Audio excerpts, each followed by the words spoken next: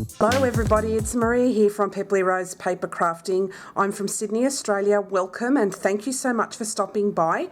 First and foremost, I would like to thank all of my viewers for watching my channel, for subscribing and for your beautiful comments. I would have to say that 99.9% of the comments are always so thoughtful, kind and very encouraging, and I cannot thank you all enough for that. I'm also really thrilled that 6,500 subscribers are watching my channel. I am thrilled to bits, I am humbled and I'm eternally grateful. So thank you all so much for that wonderful acceptance of my channel. I'm actually thrilled that anyone watches, so thank you all very, very much. Today I'm going to make a Christmassy themed card using the Winter Woods stamp set. This is absolutely beautiful and you can find that in the Stampin' Up annual catalogue. I'm going to concentrate on this image over here. I've brought out the matching dies so you can have a look and see.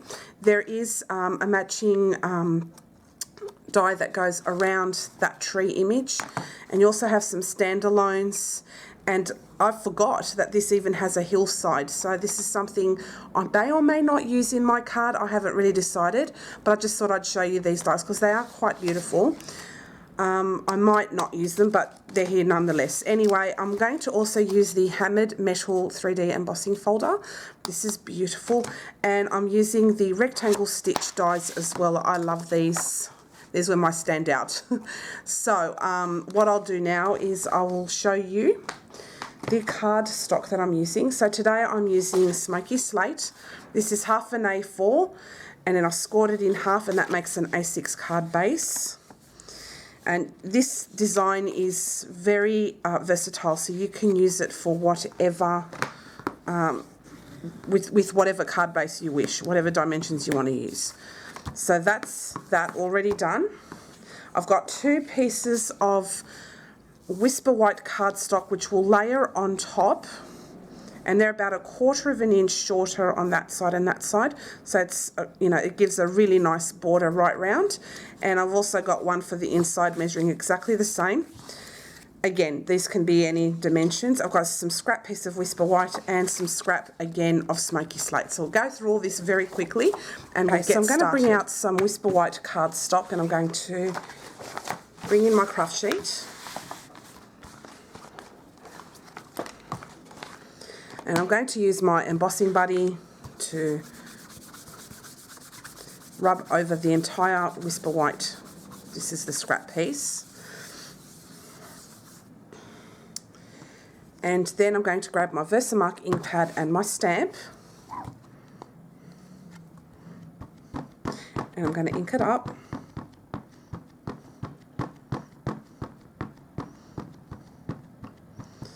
Okay.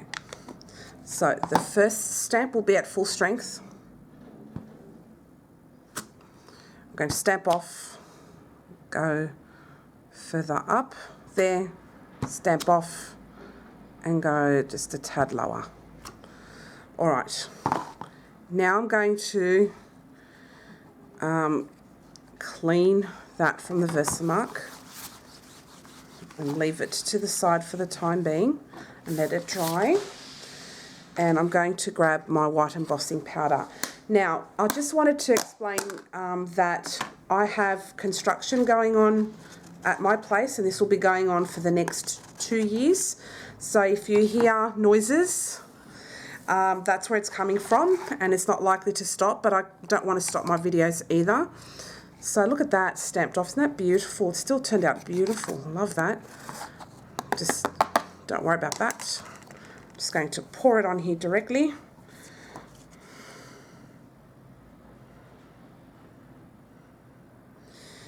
And then I'll just use the container to keep all of that embossing powder in there.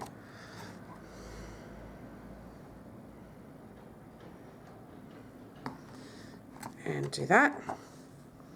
And that turned out absolutely beautiful. Love it. So what I'm going to do now is I'm going to heat emboss this off camera and I shall be back. Just finished heat embossing that and I think it just turned out absolutely beautiful. So I'm really happy with that. What I'm going to grab again is my craft mat, my craft sheet. And everyone keeps asking about it. It is from Ranger. Looks like this. And it is the Ranger non-stick craft sheet. There's lots of other kind of mats on the market, and I think for me this is the best one because I'm able to pack it up because I don't have a dedicated craft space. I have to always pack and unpack, and for me having that to be able to be rolled up and put away is a big plus for me. So anyway, I've got some smoky slate ink, so I'm just going to ink up my makeup brush, and I'm just going to concentrate more towards the bottom of the image and make it darker towards the bottom, and then I just go lighter up the top. Still want there to be colour, but not as dark. Okay, so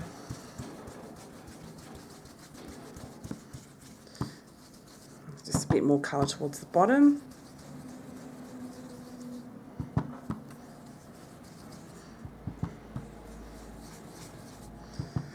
A little bit more. I'm keeping it really monochromatic with just the whisper white and the smoky slate. I think it's absolutely elegant and beautiful to do it like that. So that's how that turned out. Isn't that beautiful? I love that. It has that lovely shine. So this is Emboss Resist. If you want to know what this technique is called, I'm just going to clean off my brush.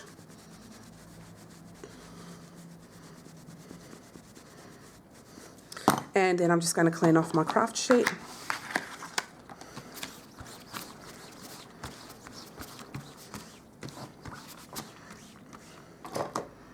Okay, let that dry off. I'm going to bring this back and I'm going to grab a tissue and I'm going to wipe the ink off the embossed part. And as you can see, ink does come off, see that? So give it another wipe, make sure I've got it all off. Still coming off. Okay. So now that's really brought that up. That looks so beautiful. Now I'm going to grab my framelits, and I said I was going to use the larger one before, but what I'm going to do is I'm going to shorten it. So I'll go down here, and I'm going to do a partial cut with my big shot, and then I'm going to bring that down and cut off a bit there too, and so I'll just change the size. Actual fact, why don't I just do that? Even better. And I don't mind if I cut off some of the image, so I'll bring it over to a side that I think looks best.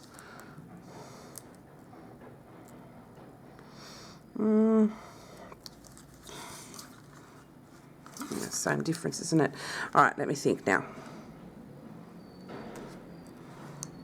Yep, I like the look of it like that. So I'll bring up my big shot. I'm going to cut that out. Now, I showed a whole heap of things earlier that I may or may not use, and because I do this on the fly, I'm not 100% sure how it's going to turn out, so it'll be interesting to see how it turns out. So if you like kind of the Facebook Live or YouTube Live format, I generally do things on the fly. I'm not very predictable. Oh, isn't that beautiful like that? Stunning. I love that. All right, so I'll take that off, and I'm going to now bring in my scrap piece of smoky slate, and I am thinking of maybe, yeah, I'm just going to do the same size again. Take off one of them, don't need them both on there, and I'm going to stagger them. I think that will look really pretty. And you can do this in any colour you wish, and that's the beauty of this kind of stamping, is that you can do it any colour you like. You can do it red, you can do it green, yellow, pink, purple, whatever your heart sings, just do it.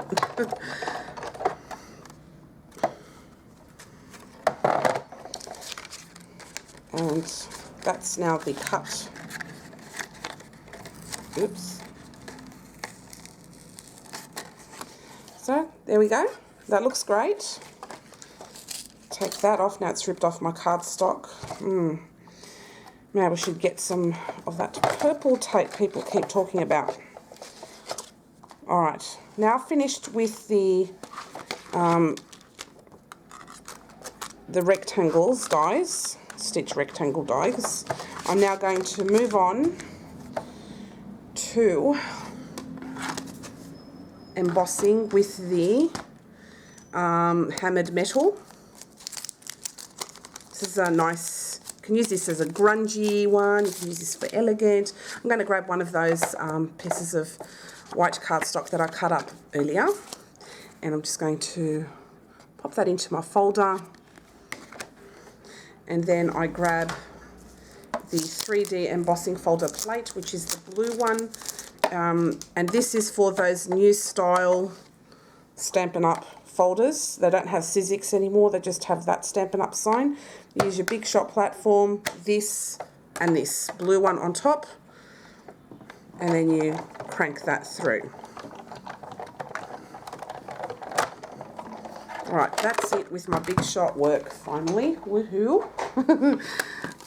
Alright.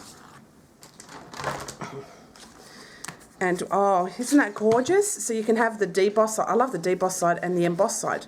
So that would also make a great pattern for reptiles too. I thought that was pretty cool. Alright, so I'll bring over my cardstock, my card base. I think I'm going to have it this way. And I'm going to grab that and do that like that.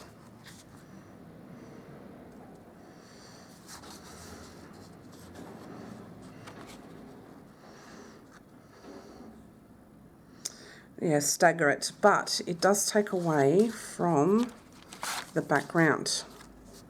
And even that looks nice like that too, doesn't it?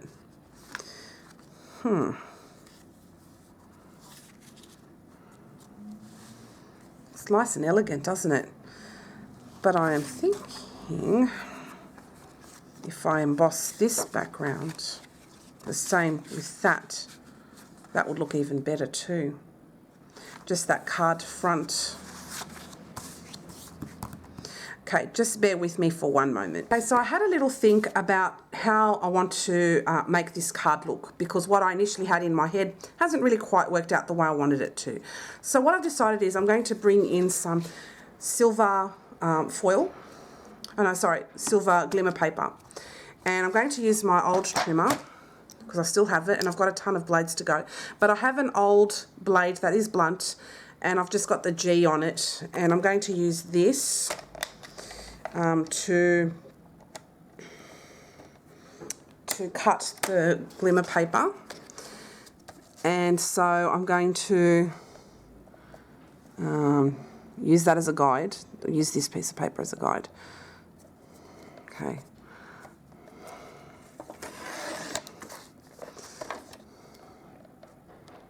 And I'll do that again because that didn't quite work out. And then I trim off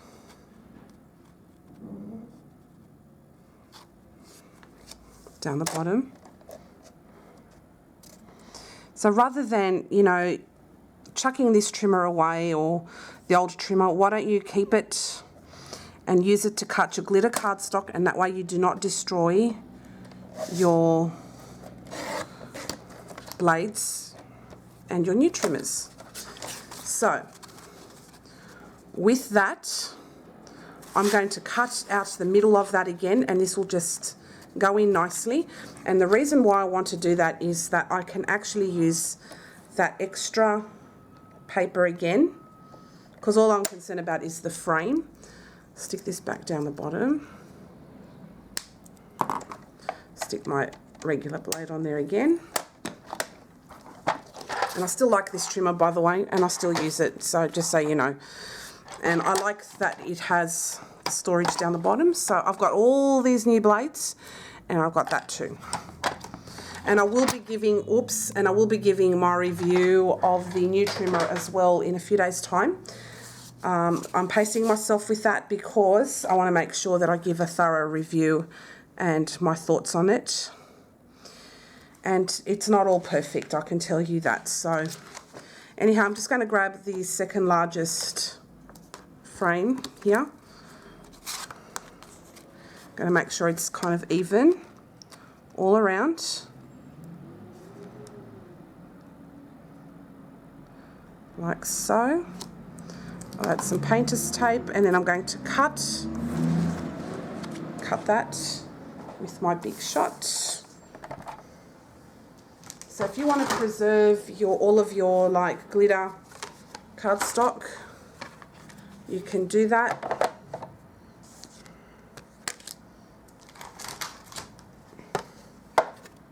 I have it angled.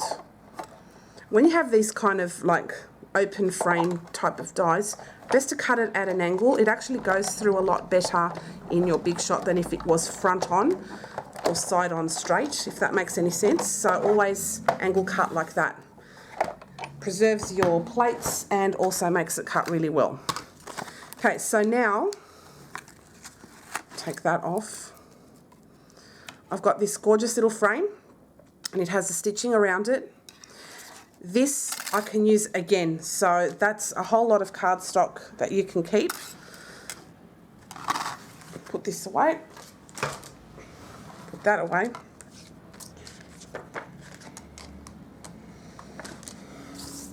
And now I'm going to stick this cardstock down with my PVA glue.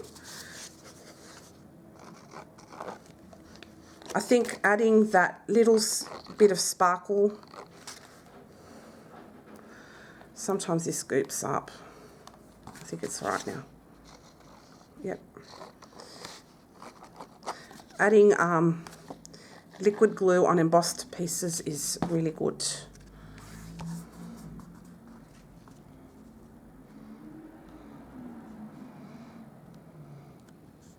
Okay, stick that down. Then I've got this piece here. I'm going to stick that down with some glue.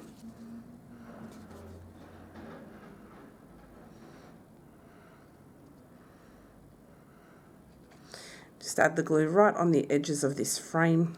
It's a little bit tricky, but it's okay, it'll work out all right.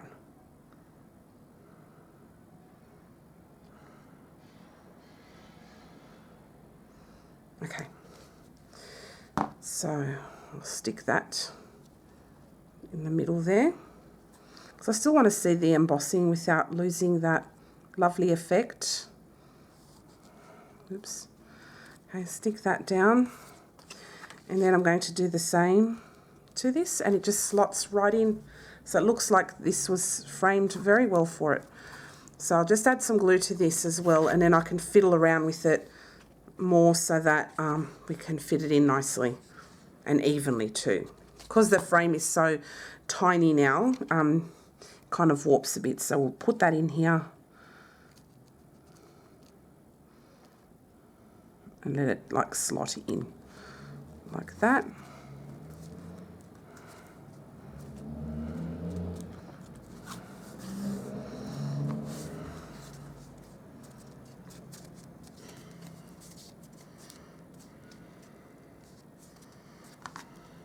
Okay, so isn't that gorgeous? Oh, I love that.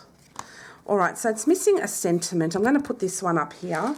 And this stamp set also comes with a beautiful sentiment or greeting, thinking of you this season. This is lovely. So I'm going to bring that out. And I'm going to pop that up here. And we're going to stamp that in Smoky Slate. So I'll just bring my stamp apparatus. Actually, no, I'm going to bring in my Tim Holtz stamp platform. Sorry, I wasn't planning on using that sentiment, but I thought it needed it. I haven't used this in ages, And I love that I can see the grids on this, so that's what I'm going to bring out. So I've got the rubber facing up. I'm going to stick this in here, and I'm going to line that up. And I love that I can see the grids. Something I have a bit of difficulty with the Stamparatus is seeing the grids. This is really etched in well for me, so I can see it better, and I can really line up my stamp very well. So stick that on there. This has got the old cling on it. Okay, grab my smoky slate.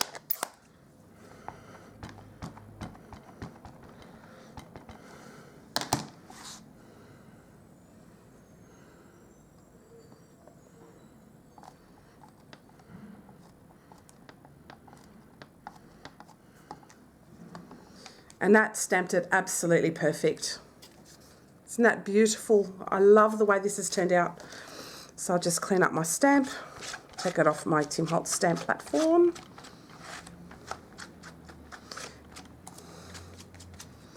I love the size of this one as well. See, I use everything that I have. I have my moments where I want to use, look what I just did now underneath there. Isn't that terrible? Because I had the ink pad open and I forgot to close it. Not good. And here's my glue just seeping out everywhere, so I'll just give that a bit of a wipe. That doesn't happen very often, so tap that up. And for the inside of the card, let's stamp that. So I've got the stamp already mounted, so all I need to do is just stamp the tree in smoky slate.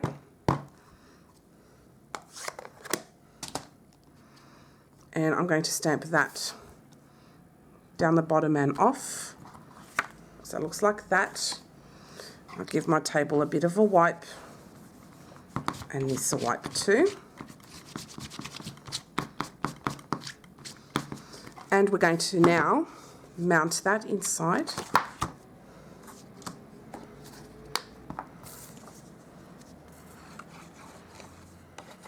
Just put glue along the edges. I like using liquid glue because it gives me time before I commit to change my mind or to position better.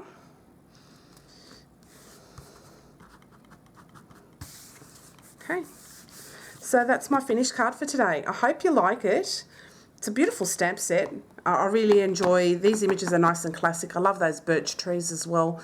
Just beautiful, and you can even make a wreath, and I love the pine cone too. That's a really lovely image there, and the sentiments are nice, classic looking, and that can be for any person really with all kinds of tastes. So I hope you enjoyed today's card. If you have any questions, please leave a comment below and I will get back to you as soon as possible. Thank you all so much for watching, and I'll see you again next time. Bye!